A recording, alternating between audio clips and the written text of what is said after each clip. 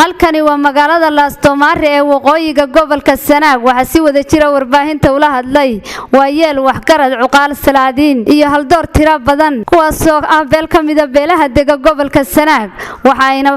nabad ugu baaqeen beel ay sheegeen dhawaan inuu dagaal ku dhex maray deegaanka Fadhigaab oo ka tirsan degmada Garadag ee galbeedka gobolka Sanaag sidoo kale waxa ay sheegeen inay la shaqeynayaan dawladda iyaga oo waliba cabashooyin iyo tabashaqaba waxana hadaladoodii kamid ahaa hore sida ay cuqaasha iyo waxgaradku ay soo sheegeen waayeelku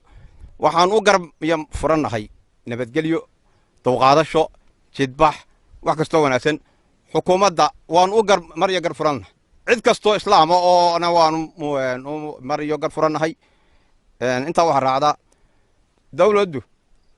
ciidanka militarigu waa ciidankii dalka waanu la shaqeynaynaa inaanu xabad ku ridno iyo inaanu dhaawno iyo wax midna ma diyaarmayn iyana inay nagala xishoodaan oo mas'uuliyiintu nagala xishoodaan oo ciidanka waa la wadaa ay nagala ay sida ay nagala xishoodaan de xabad iyo dil bay xaq u leeyihiin annana aanan u quurin dawladuna waxay ku tiirsantahay shacabka inaanu la shaqeyno waan xaq leh waana la shaqeynaynaa waxaan soo leenahay mas'uuliyiinta dabada ka wada haddii xog maayo shacabka ku soo diraysa waxaan leenahay taan wax ka tirsan waa ta sida wax suuqaya dagaalka dheeraadka ugu wada dabagalka ugu wada waxa iska xidhan hadda rag aan waxbaba gasban ba iska xidhan oo iska dad remiyo meelahooda ama dad dhaqaatiir oo xamaalanayay ba xidhan inta waxaan raacinaynaa sida rag goleba raaciyay waanu gariyo mar fura laakiin waxa uu leenahay hal la helo cid cadli ah waanu ku aamino waxa lagu ku yiri inta soo nin baa la xidhaya waa la xidhaya cuqaasha waa la xidhaya reerka waa xarig baa lagu buuxinaya waa la diyaarinaya waa xarigu waa sharci in la xidho waa sayn sharci lagu xidha waa ogolahay waxa kale noo dheer raashinkii la bixiyay ay Sacuudiga ee dadka Soomaal loogu tala galay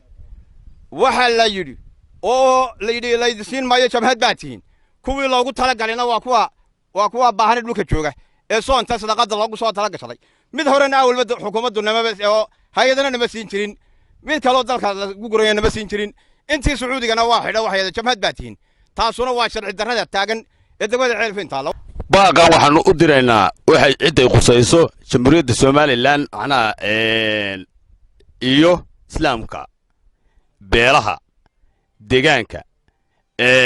ay qusaysoba reer Soomaaliland baanu u diraynaa dhigaab ka dhacay ninkii u horeeyeen hablahaas u horeeyeen cid looma hayo haddii xasuuqa Ceelfweyn cid looma hayo cidna looma xidhin haddii Fadhigaab inantii iyo ninkii ku dhintay macnaha ku dhintay cid looma hayo inanta ku dhimatay ay ka aasadeen macnaha hawshaasu iyagu walaalaha ayaan isku dhacnay nala ku geeyo Mandheera kabacdi aanu ka soo noqonayna nala yiri waxa amara ina doontaan gacan ku dhigli iyadoo macnaha 10 casho ay ka soo wareegtay waa qaadana war beeshu ma nala qaadato ma naga sugaysaa waa amar baa leeyahay nabadgelyana diyaar baanuna dawqaadashana diyaar baanuna waxaanu soo doonaynaa wax aanu ku kalsoonahay macnaha inaan wax kalsooni baa la helaa kuwa aanu ku kalsoonahay maaha waa bil Ramadaan aanu ma imaantay tahay waa hablo waa timadheer ragga dhimanaya ka geero xun waxaan leenahay jamhuuriyadda Soomaaliland u sheegaynaa golayaasha qaranka u sheegaynaa culimada abduunta u sheegaynaa madax dhaqameedka jamhuuriyadda Soomaaliland u sheegaynaa waa isku dhacnaa anaga iyo reerkayagii baa qaar maaldhowdo Laastomare shaqada yar ka dhacday la laada hadda qaar baa naga jaban waanu saxaafadda keeni doonaa ee u jooga shaqadii ka dhacday Fadhigaab waxaanu leenahay oo aan meel kasta aan cid kasta ogeysiinayna oo arrintan ay qusayso oo aan ku adkaynayna arrinta ka dhacday Ceelfweyn waxaanu diyaar u nahay inaanu nabad baanu diyaar u nahay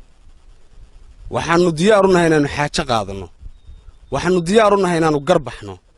waxaanu diyaar u nahay inaanu cid kasta oo maxay tahay arrintaas ay qusayso aanu gar islaamiyad aanu u fadhino isku khasbayo ee aanan samaynin nabadiid ma jirto marnaba ma diidan anagu nabad diyaar baanu u nahay wixii kale odayaasha dambe insha Allah ku dari doona arrintaasi marka la helo cid cadaaliya oo ka garnaqda sida ay tahay baan uga gar qaadanayna siday tahay baan uga jidbaxayna siday tahay baan maxay tahay arrintaanu diyaar ugu nahay waanu u golo fadhina waa u fadhina cid kasta oo hadlaya war xaaladda dalka ka jirta de sidaanu u qabnay wasiirada meesha yimi mid waliba beel buu de ka socday wasiirkayagii maanaan arag kii ka sarreeyayna maanaan arag kii degmada maanaan arag nimankii habar jeclay halkan loo soo diray nooma imanay xabad bay dabada naga geliyeen sidaa daraaddeed kuwa kale ka caban mayno reerahoodii bay daw yimaadeen waxaanu leenahay de wasiirkii aanu sugaynay ee cadaaladda ka sugaynay askari xabad nagu ridayabaa uu noo soo hormaray ilaa haddana ma arag suldaan baanay u iman reer miyi baanay u iman cuqaal baanay u iman cid kalaanay arag waxaanu leenahay ha la garnaqsado guddi ha la helaa ka horraysa dhinaca kale ayaa isna waxaa hadalka qaatay suldaan Siciid suldaan Yuusuf Xaaji Ducaale oo ka mid ah salaadiinta ugu culculus gobolka Sanaag waxa uu ka dhawaajay isla mar ahaantaana carabka ku adkeeyay inuu hayo nabad buuxda balse aanu hayn cidii ka gudooman lahayd suldaanka oo hadalkiisa sii wata ayaa waxa uu sheegay inay go'daan ku jiraan isaga oo ka hadlay xaaladda guud ee gobolka Sanaag iyo waliba degmooyinka Ceelaf Weyn iyo Huluul waxa uu yiri baaqanaanu maanta sii daynayno waxaanu ugu talagalay dadka reer Somaliland dadka islaamka ah inaanu gaarsiino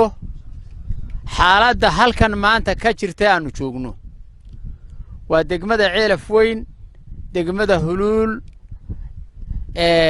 iyo nawaaxigeeda inaanu gaarsiino xaaladda ay maanta ku sugan tahay halkan waxa ka dhacay magaalada Fadhigaab dagaal sokeeye annaga oo arrinta dhacdadeeda aanu dadka yagan halka kan jooga ee maanta shirka qabanaya aanu tirsanayno inaan khaladkeeda anagu lahayn aanu tirsanayno waxa ka dhacay in xukuumaddu soo dirtay 7 wasiir iyo rag kale oo muhiim ah oo caan Somaliland ka inay yimaadaan waxaanu filaynay ciidanka ayimo ka soo horeeyay waa ciidankii Somaliland waanu soo dhaweynay waanu dejinay waanu u hoggaansanay markii ay soo galeen Fadhigaab baanu joognay waayeelkii baanu ahayn kuwii wax ka qaboonjinayaanu ahayn kuwii ku guntanayay baanu ahayn go'aana la sitay Hargeysa lagala yimi weerar baana la suray ilaa iyo Huluul oo aan weligeed tignika tagin baa tignikadu tagtay buurahaas aad arkaysaan ee aanu imika anagu joognaa lagu riday madaafiic baa lagu garaacay dadka la daba jooga waarana la sitaa markaasaa waxa la doonayaa in rayay caalamka laga dhaadhiciyo beeshaasu ma aha beel gar qaadanaysa waxaanu u sheegaynaa gaadoon baanu nahay sidaa laga soo sheekeeyay baanu gaadoon ku nahay sidaana la ka soo sheekeeyay baana la baaxsanayaa sidaana la ka soo sheekeeyay baa noolahan jabayaa sidaa looga soo sheekeeyay baa daacad iyo runa halkaasaanu joognaa annaguna taladeedu waxay noqotay inaanu istifaacno oo aanu buuraha gallo oo aanu cadowgaana daba jooga ee aanan cadowga shalay u haysanay maanta cadowga noo noqday ee naf iyo maal aan nagaga tegaynin inaanu iska difaacno caalamka saasaan ogeysiinaynaa iyagana waxaanu u sheegaynaa ha ku habsaamina ee Ceelaf Weyn iskaga taga wabillahi tawfiiq Farxaaji Cabdi Nuur Farax Buurbuurte Honkebel TV wararka gobolka Sanaag